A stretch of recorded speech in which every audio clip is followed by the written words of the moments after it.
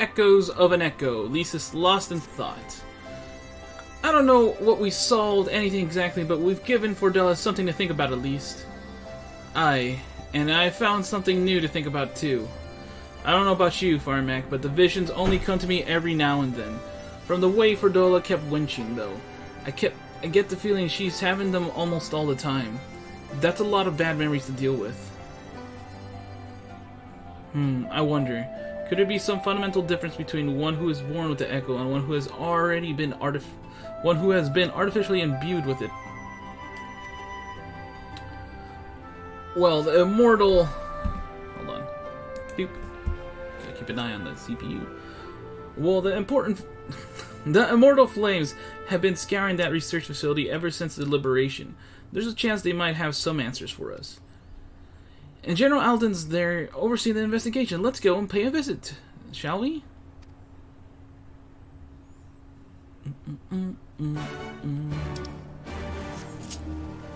Up to the north, huh?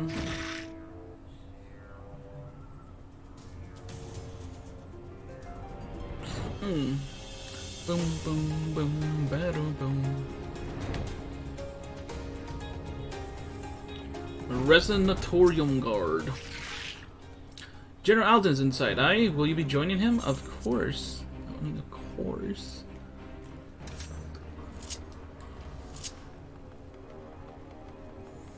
Taste my blade! What news? You spoke with Fordella, I take it?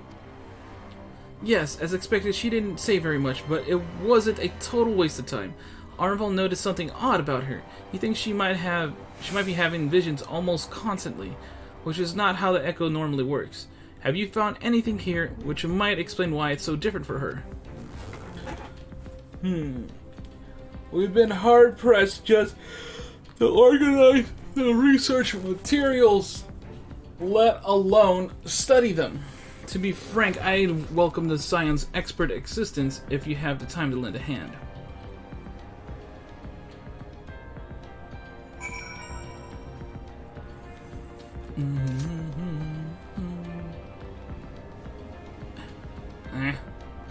Magic pod. Wink.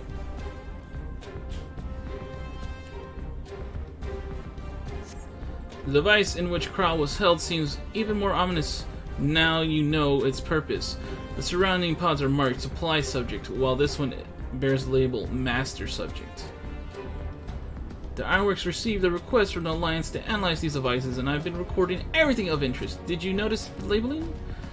All the pods are designed to drain the ether of the occupants, save the one right there. Unlike the others, the interior has been fitted with an array of sensors to measure etheric waveforms. To what purpose, however, I couldn't tell you. I was like, what? Yo! Taste the blood! Taste it. Idle conversation prohibited. Eating and drinking prohibited. The fallen scrap of parchment appears to list facility regulations, but nothing of any interest. Flame investigator. That seems like it could be useful. Yeah. So many bodies, every one of them a victim of these experiments. Few shows us any signs of external injury. From what we've been able to determine, they perished from forcible ether extraction. Such a miserable way to die. Boom.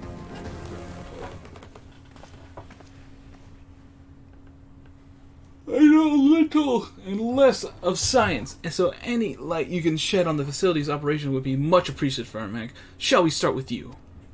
I ain't fine crap, Captain.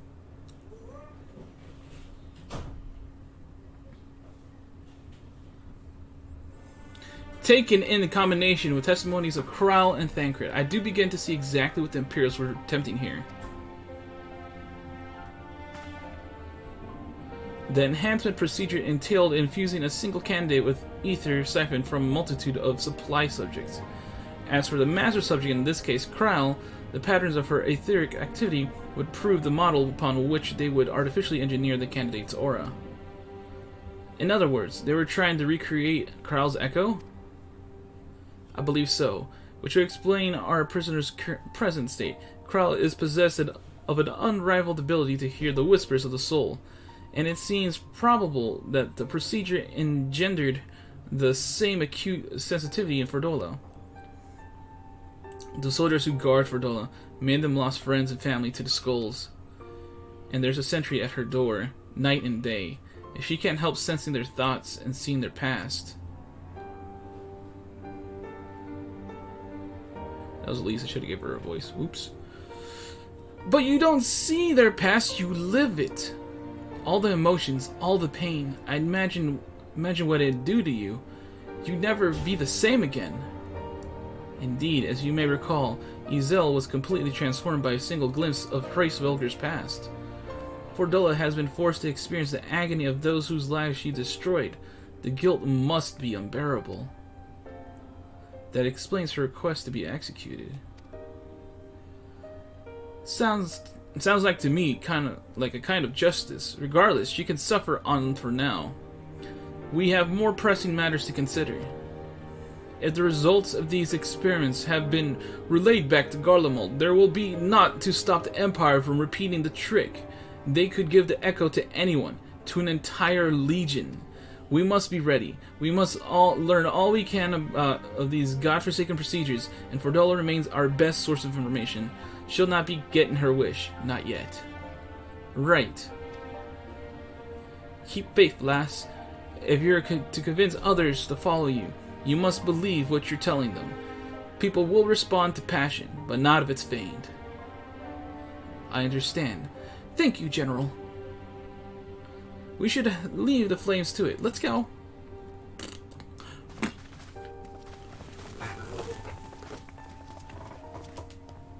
Passion! Passion! Passion!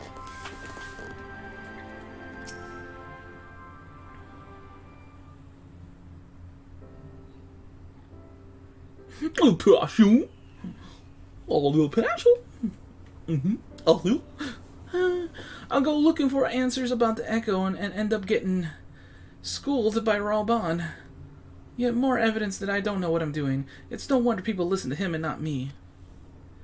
General Alden is a veteran of countless campaigns, Lise. You cannot compare yourself to a commander of his experience. I know, but I also know that I couldn't have convinced that mob to give up and go home. It makes me realize how much we rely on his authority, and how much I still have to learn. I wonder what he'll do when everything here is settled. I mean, it's his homeland. After going to the trouble of winning it back, might he not want to stay? 'Tis a quandary which countless refugees now face, to continue the life they built in Ul'dah, or start again in the land of their birth.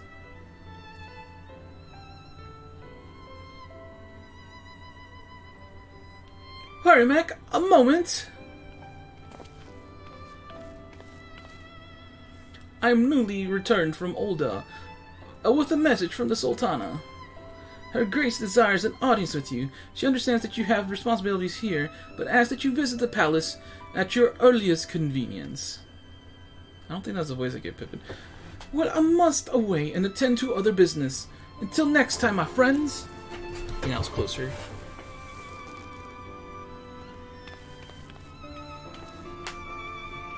An audience with the Sultana! Depending on the nature of her consultation, this might be the perfect opportunity to inquire about the General's future plans.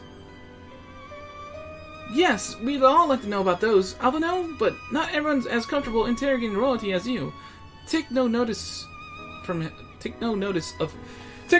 him, Firemac!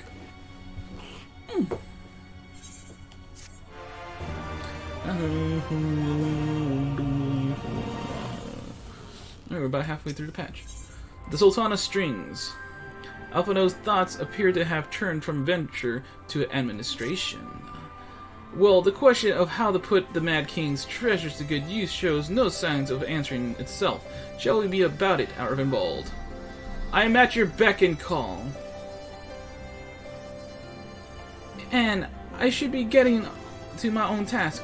I'll organize a squad to head down into the ruins, and then start preparing for the big meeting. Oh, and send Nanamo my regards, Firemac. And ours too, if you please. We shall see you on your return.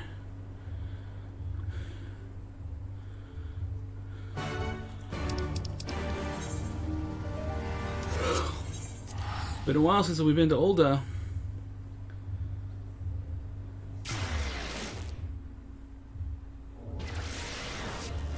I guess they downplayed it a lot in Stormblood, considering how much we went to it in Heaven's Ward.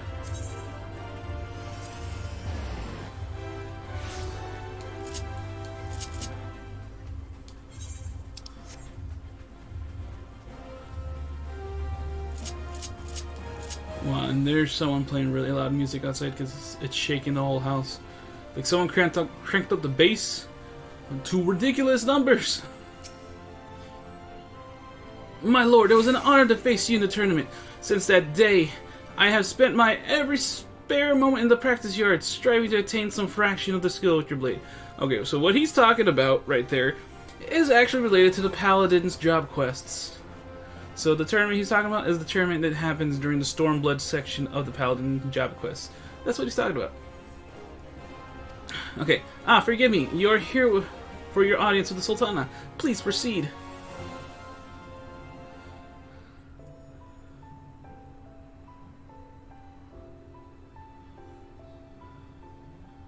I thank you for answering my summons in these most interesting times.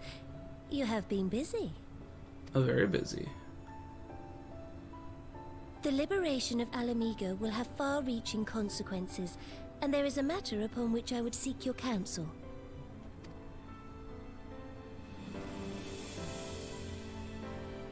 I speak of Raoban and his future.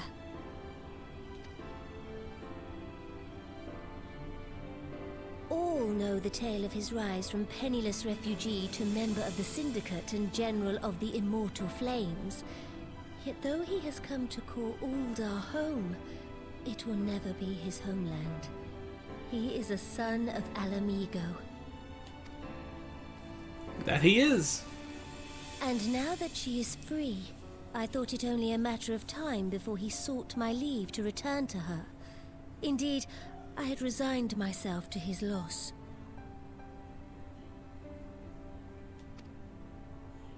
Suffice it to say, I was greatly surprised to hear him speak so lightly of handing over the reins in Alamigo and retaking his place at my side. I will welcome him with open arms, of course. He is my most trusted advisor and my dearest friend. Sure you guys aren't more than just friends? But I have known the man a long time, and beneath that steely gaze, I spied a flicker of doubt. Okay, hold on. I'm breaking up this nice tender moment cutscene to just bring up something I know I have not mentioned at all in this playthrough, in any of my playthroughs, but I have mentioned offhand to other people. Like, okay, we know Pippin. We know Pippin is his adopted son. Okay, we know that for a fact. But if you look at Pippin, look at the long, flowing hair he has. Then look at Raoban. And then look at Nanamo. He's a Lalafell with darker skin, just like Raoban. And then that long hair, very flowing hair, is very reminiscent of Nanamo. So, wow. It is like, in every respect, their child. Except, all but official. It's all but official, if you look at it. But I think there's actually a problem, because Nanamo might actually be way too young. I don't know her age. You really can't tell an age of a Lalafell. So I don't know. So I don't know if it's actually possible for her to have a kid. But still, look at Pippin and tell me that doesn't look like it would be their child if they had one.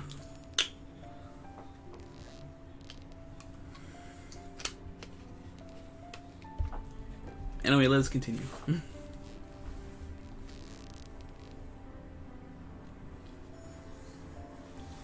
Whether Raoban chooses to remain in Ul'dah or return to Alamigo, I only wish that he do so with a heart unburdened by guilt or regret. Yet how can he freely make such a choice, knowing how much I depend on him? It is past time that I learned to discharge my duties as a sultana alone. I must go forth and see my realm with my own eyes, and hear the wind with my own ears.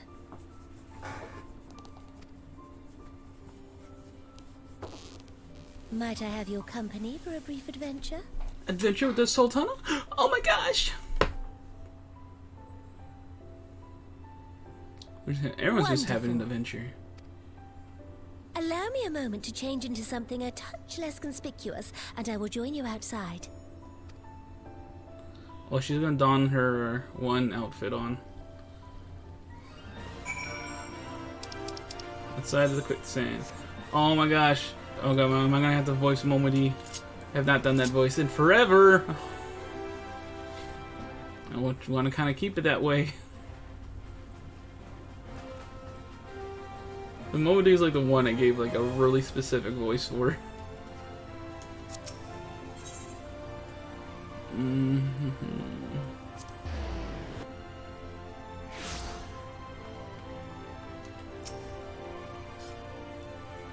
Perchance you remember Lillara, the merchant's daughter? This is the persona I assume when I venture beyond the palace walls to observe subjects unnoticed. Ordinarily, Papa Shan would accompany me, but for this particular outing, I need an advisor, not a minder. And that is why I requested your company. Over the course of your many adventures, you have yet met people from all walks of life, in every corner of Eorzea, and I will make use of your worldly experience. Now let us be on our way. Our first destination is Stone's Throw, just beyond the Gate of Nald. So, just beyond the Gate of Nald. Okay, cool. So, let's go to the Gate of Nald.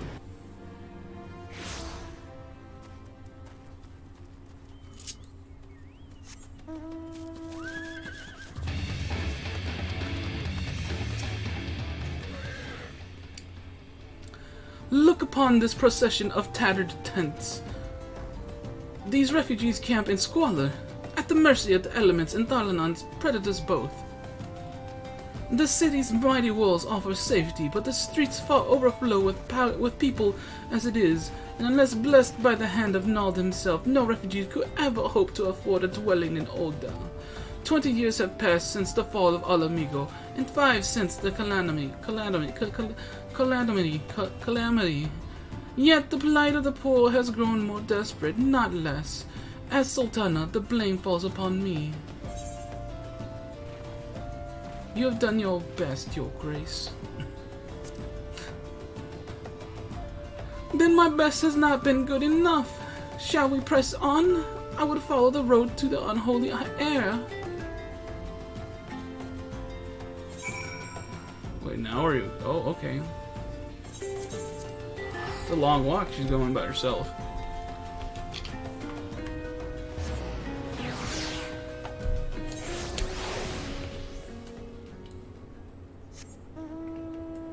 I know I'm supposed to be technically accompanying her, but the fact that she's already there waiting for me means she still walked there on her own.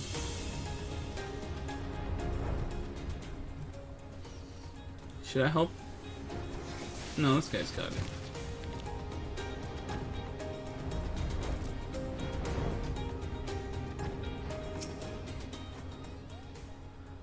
It was here, that in this wholly unremarkable place, that my mother and father met their doom. I was but a child at the time. My parents were returning from an inspection of our interests in Easter Thanalon, when an untimely rock slide crushed their carriage. To this day, it is not certain if the incident was a simple misfortune or an expertly planned assassination.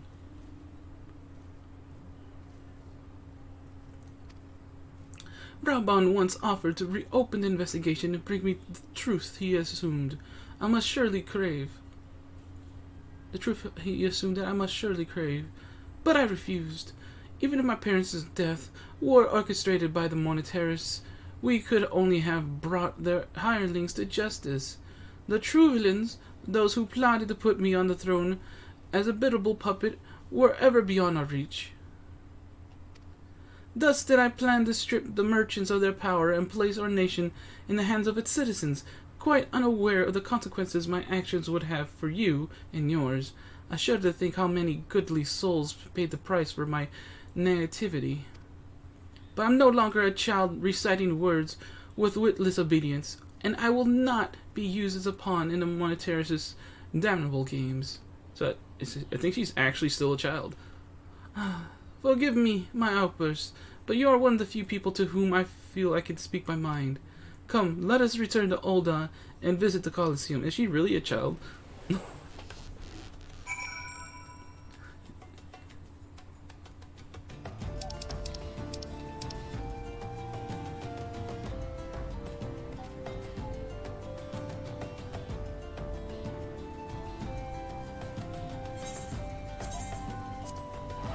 So now we're going to the Colosseum, huh?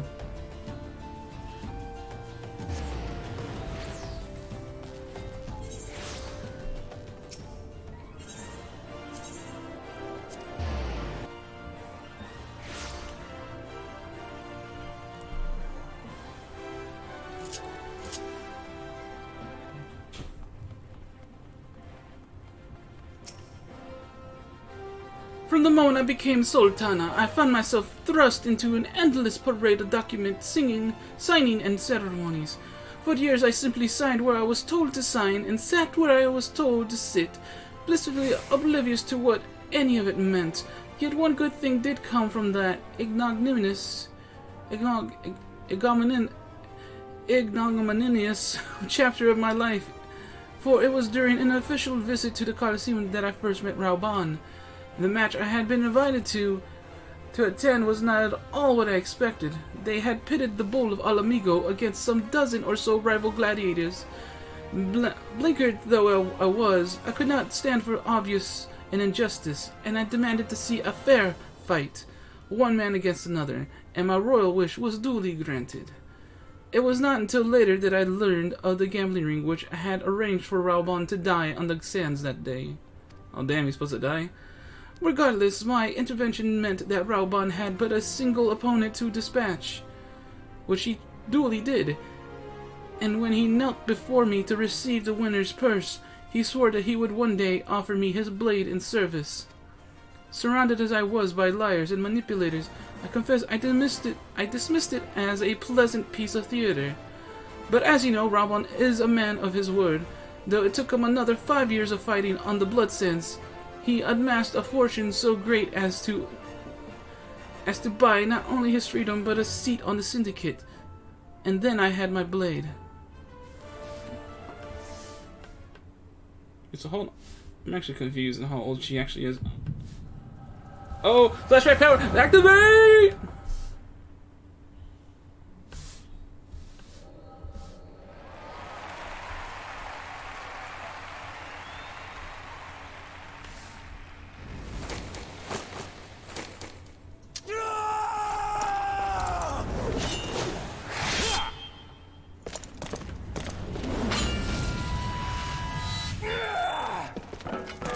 Back when he still had both his arms.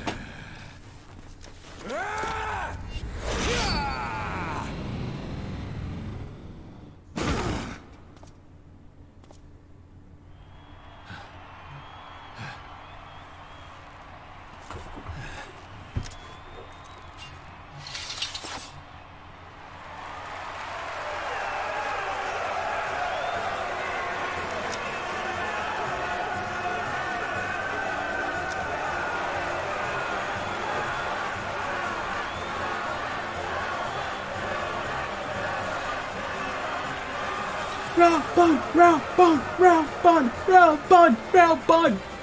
Your Grace, you mustn't! The danger is too great! Please, Your Grace, come back! I beg of you! Marcia champ. It seems you're the one who needs looking after, Master Show. Marcia Show. Raoban! Your Grace, I have kept the promise made. So you have, and in turn, so too shall I keep mine. With your winnings, you have become one of the 6 most wealthy souls in all Uldar.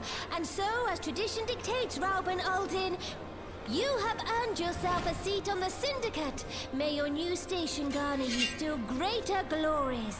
I am honored, Your Grace, and vow to serve with every fiber of my being from this day till my last.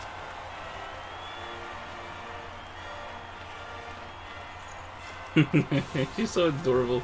Long live the Sultana, and long live Uldar! Also, that name is the same as the guy from Tailfeather. Okay, so real quick, not real quack. Just looked it up on Google. She's 21 years old, apparently. Okay, so she's much older than to make it look out to be, but still young in other people's eyes, I guess.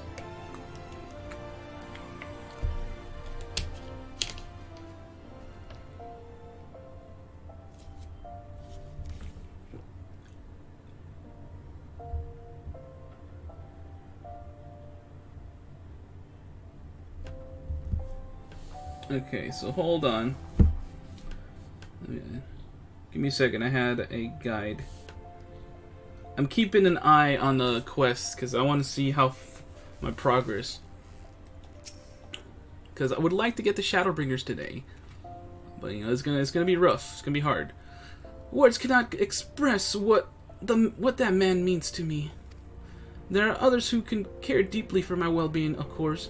Papa Shun's love for me is that of a grandsire for his grandchild.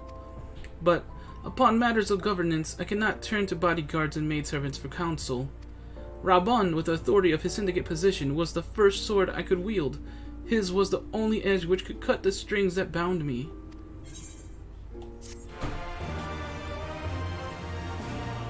I shipped them, okay? I mean, I feel like they're a couple in all but name. Nanamo seems lost in thoughts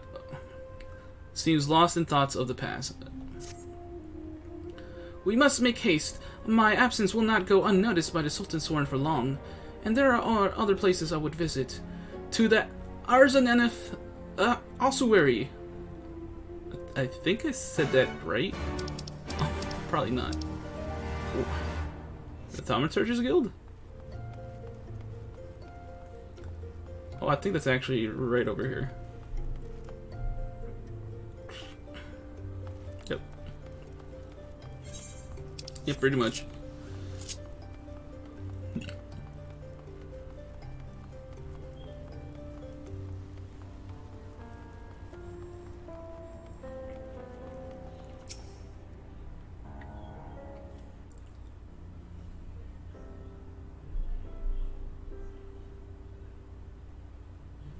When the calamity threatened, Raban led the Alliance forces into battle on the plains of Cartano, and I remained here.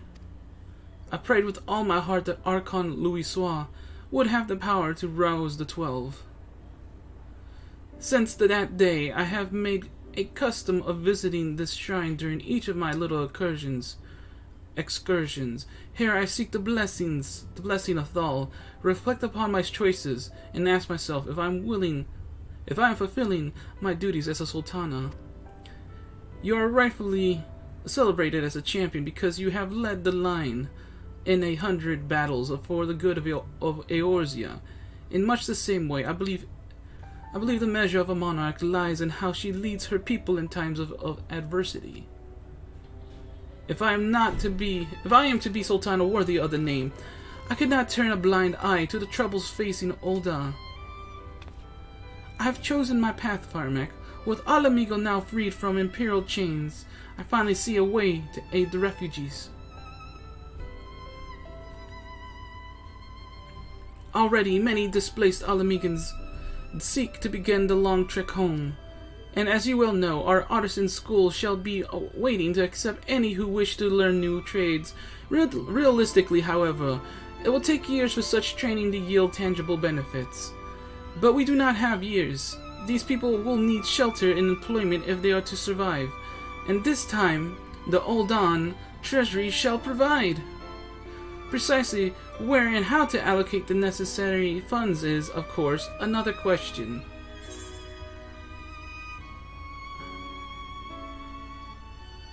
Why not seek the advice of one who employs the refugees? Why not ask... No, screw that. Why not seek the advice of one who employs refugees? A wise suggestion. Mayhap a visit to the Gold Saucer is in order. Its proprietor is a member of the syndicate. See? See, freaking Manderville was there. And they just hit his freaking face, but he was sitting there. And he is one of the few who pay refugees a fair wage. I wonder, are you acquainted with Godbird Manderville? Yes, I am. Godbird was his name. I couldn't remember his freaking first name.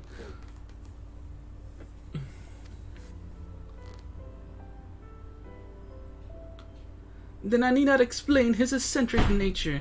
Let us make our way to the landing, and I will see that word is sent to the Gold Saucer. Godbird should be only too glad to receive us.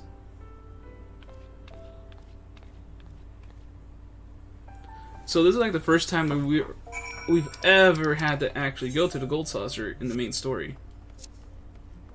Because we've never had to go there before.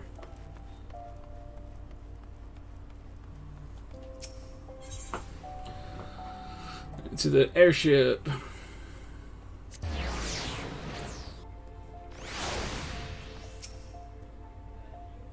I have ridden aboard a public airship before, but shall be my first time to visit the Gold Saucer.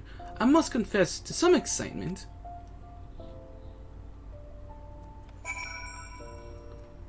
Alright, cool. I don't actually have to take this. I can just go straight to the Gold Saucer.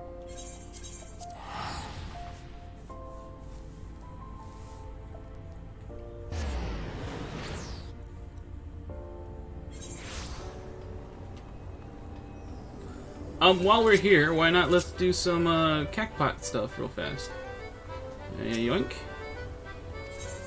Yeah. Bam. Bam. Oh, okay. Okay, well 7, 8, 9 are out of the question. But I have the option of either doing this one or this one for a chance of 1, 2, 3. Let's try that one. Oh, well, wasn't ever gonna get it. Always aim for the 10,000 people. Always go for 1, 2, 3, and if that's not possible, try to go for 7, 8, 9. Those are the highest ones you want.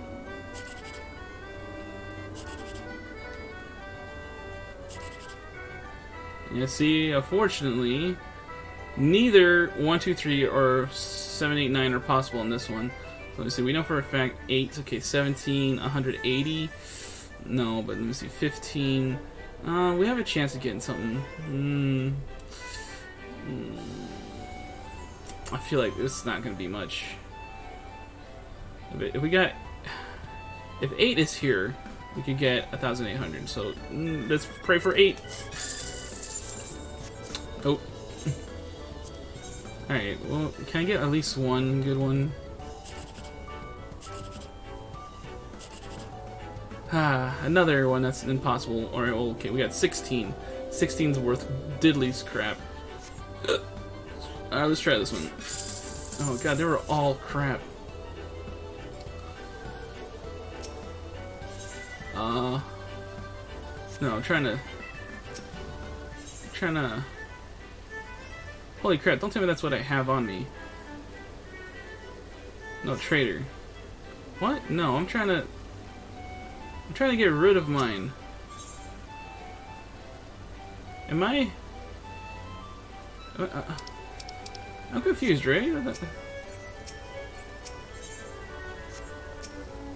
Hold on, let me look at my inventory.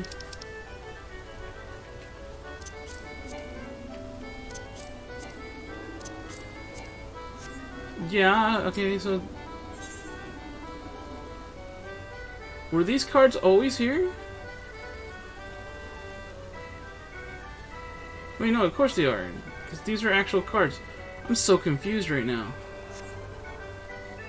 Where's the person that actually takes my cards when I don't need them?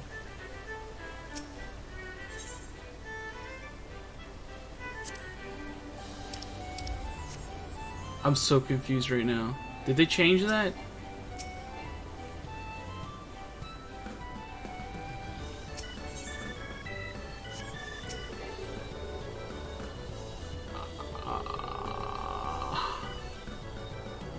I want to sell my cards. Why can't I sell my cards? Oh, why can't I sell my cards? Why can't I sell my cards? Why can't I sell my cards? You know, whatever, guys. I'm wasting too much time. Nanamo. Talk to Nanamo. Nanamo. Oh, Nanamo. Oh, Nanamo. Will you be Nanamo? Nanamo? I had heard descriptions of its splendor, yet I never dreamed it would be so bright and inviting. No, I couldn't possibly. We did not come here to fritter away the royal coin. Godbird will be expecting us. Come, let us head directly to the lounge and ignore these gaudy temptations. And so we're going to Wonder Square West.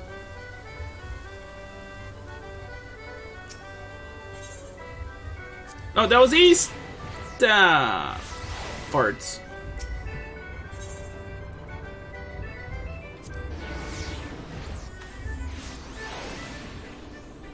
There's so much bass going on right now, jeez.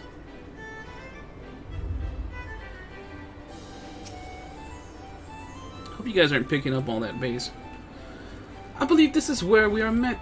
We are to meet Lord Mandeville. Shall we sit while we await his coming? If you look at the statue, that's him right there, in just underwear. Because that's how Godbird usually walks around. You know, but when it's important, you'll actually be wearing stuff. There he is. My apologies, Your Grace! I have kept you waiting. No apologies are necessary, Godbird. My request was sudden, and you were kind to make yourself available at such short notice. When my son's good friend and Sultana herself come calling, there is no more important engagement. Good friend being, crap, I forgot his name. Why can't... I mean, obviously Mandeville. Hildebrand. Like I said, his questline is amazing. And maybe I'll do it for YouTube one day. I don't know, maybe.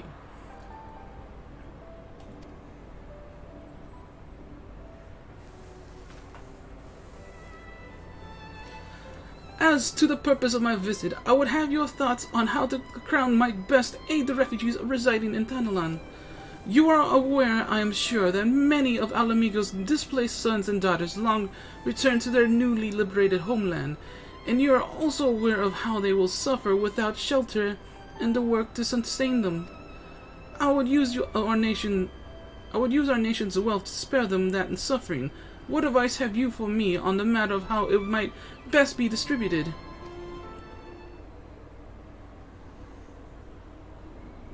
The unusual circumstance of our meeting and your Grace's choice of companion would suggest me to desire for an honest and unvarnished opinion. I shall give you one. My advice to you is stop. Taxing Ulda's wealth to save Alamigan refugees is a terrible idea. You oppose my proposition? Most empathically. I agree with your Grace that the refugees must have housing and employment, but what profit is there for Ulda in this arrangement? Profit? After all you have done for Girabanya's displaced, I thought you the very last person to seek benefit from their misfortune. Forgive me, your Grace, but you appear to be laboring under a misapprehension. It is a fine endeavor to support one's fellow man. I fear, however, that your stance is one born of pity. Your intent is to save the refugees, is it not?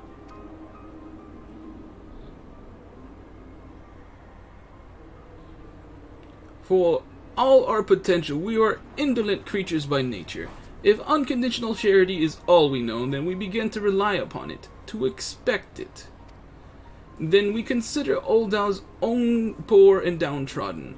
Should they hear of you spending the nation's coin, not to improve their lot, but to nurture the distant citizens of Alamigo, it is unlikely they will applaud your generosity. Surely it is not your Grace's intention to foster new resentments, but to spread goodwill?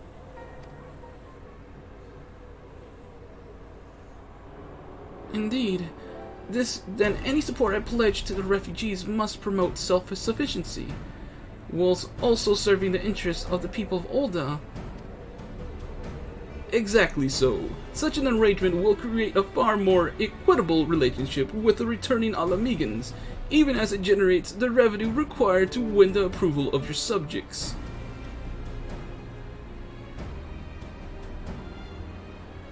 You have given me much to ponder, Lord Mandeville. I thank you for your candor.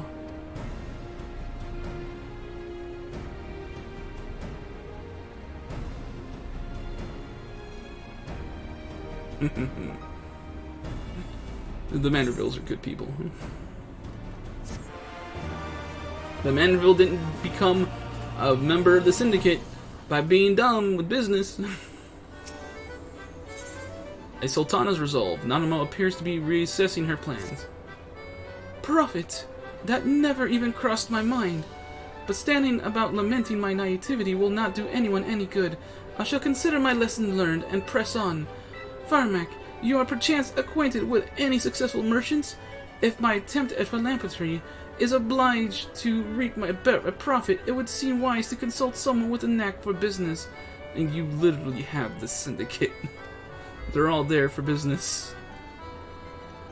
Ordinarily, I would not trust any agent of the East Aldernod Trading Company, but if you hold this Hancock fellow in high esteem, I am content to be led by you. You may repay my faith by journeying to distant Kugane and speaking with him on my behalf. Eager though I am to visit those shores, I have not the leisure for a lengthy sea voyage. Now, assuming you will travel as an adventurers are wont to do, I shall await your report by Aetheryte in Ul'dah. Fair journey to you, Firemac, and a swift one, if you please. Oh yeah, going to Kugane, baby. It's Kugane.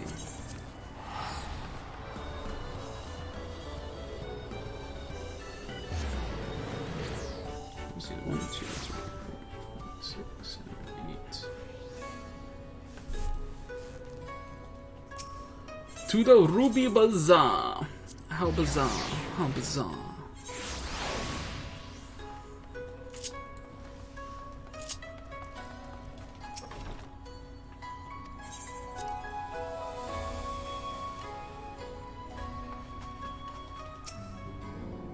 Firemac, to what I owe the pleasure, or are you here on business?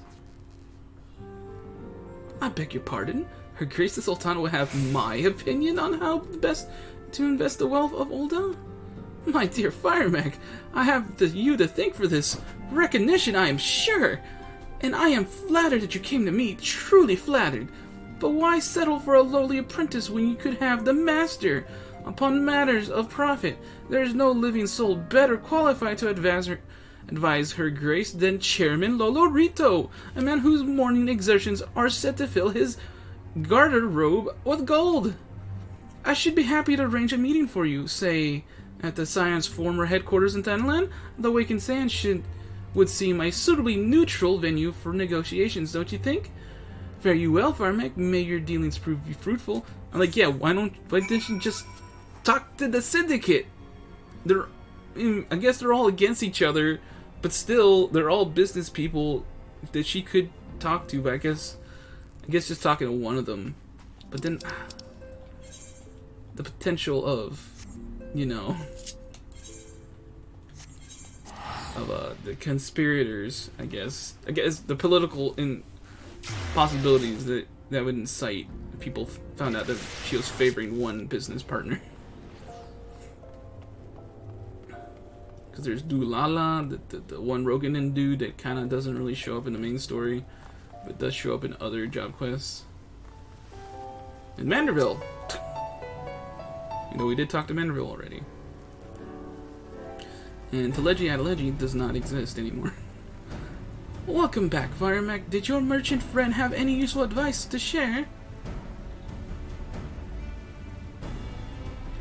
With Lolorito? And you agreed to this? I'm well aware of his standing in the field of business, but I had hoped to keep the monetaries at arm's length, and him in particular. Nay, I cannot live in fear of the man. I must learn how to treat with him if I am to rule Ul'dah effectively. Very well. I will meet with Lolorito. Let us go on ahead to the Waking Sands and prepare for his coming.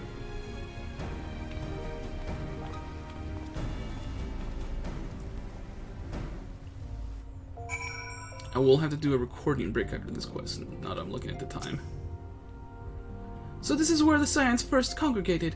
I have heard many tales, but never had an occasion to visit. To work then, the hour of the meeting draws near, and I would gather my thoughts, pray to see to it that we have the appointed room to ourselves. Also, amazing that they actually just teleported us there instead of making me travel here on my own. That's amazing.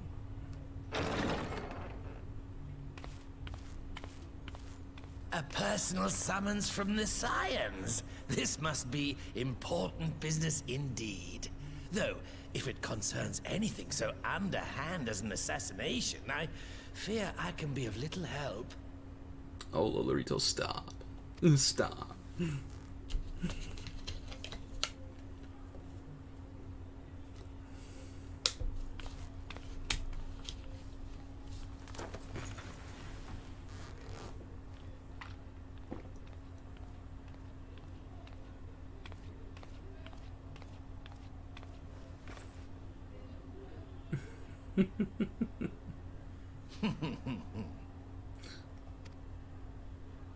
You have made your point.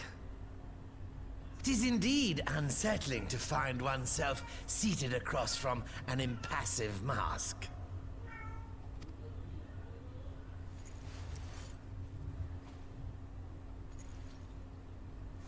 There, would this better please your grace? Or should I address you as Lady Lillara? Hmm?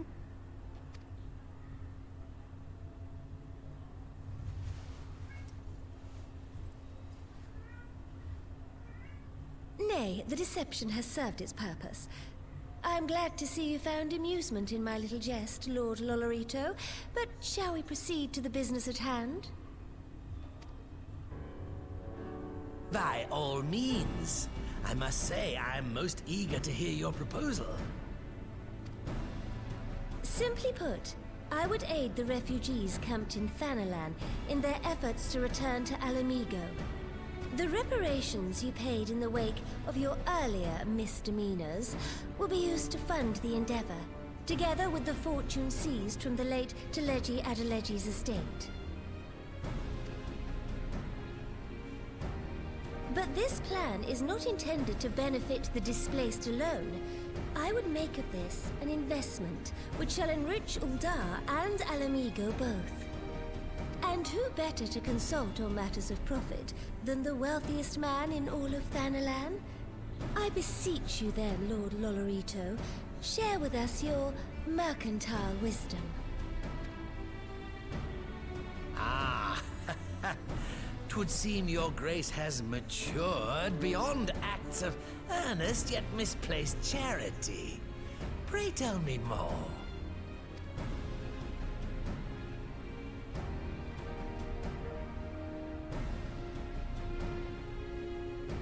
To summarize, in return for facilitating the repatriation of refugees and assisting in the establishment of new industry in Alamigo, you ask that a proportion of all subsequent profits be promised to Ul'dah. Huh, I am impressed, Your Grace. 'Tis an elegant solution, albeit one lacking certain crucial details, specifically which industry and where. How swiftly you identified the weakness in my plan, just as I knew you would. Your travels have taken you across the length and breadth of Gir Abania, and you know the land far better than I. Which of the settlements you visited would best provide a home for our refugees? Which has the greatest potential to flourish, given the appropriate investment? You're asking me?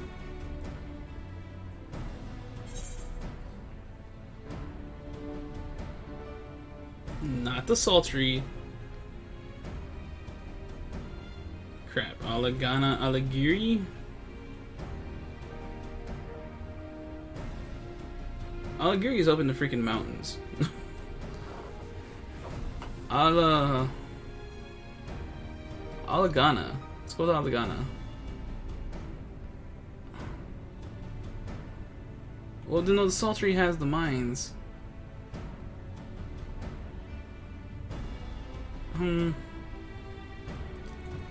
Oh, dang it, man. I don't know. I don't know what that right answer is here. The sultry is also kind of close to Alamigo itself. Yeah, let's go to the sultry. Because that one has to profit for stuff there. Ah, yes, that desolate little village on the shore of Loch Seld. I know the sultry and its products well. The Imperial invasion brought an end to their more widespread distribution, much to the dismay of many a wealthy gourmand, myself included.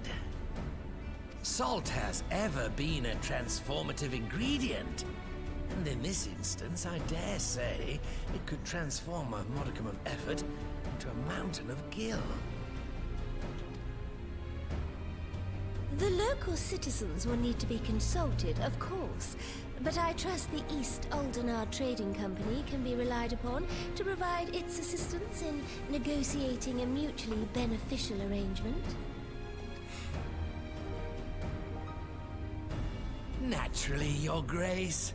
I shall dispatch representatives well versed in the extraction of this white gold and wring every last ounce of profit from its production. The Loch's bounty will contribute to Alamigo's enrichment, whilst easing the burden on the bull's aching shoulders, just as Your Grace desired.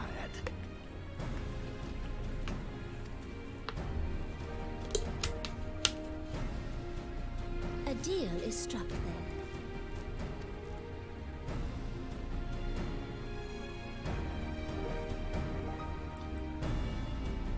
Well, wasn't that nice?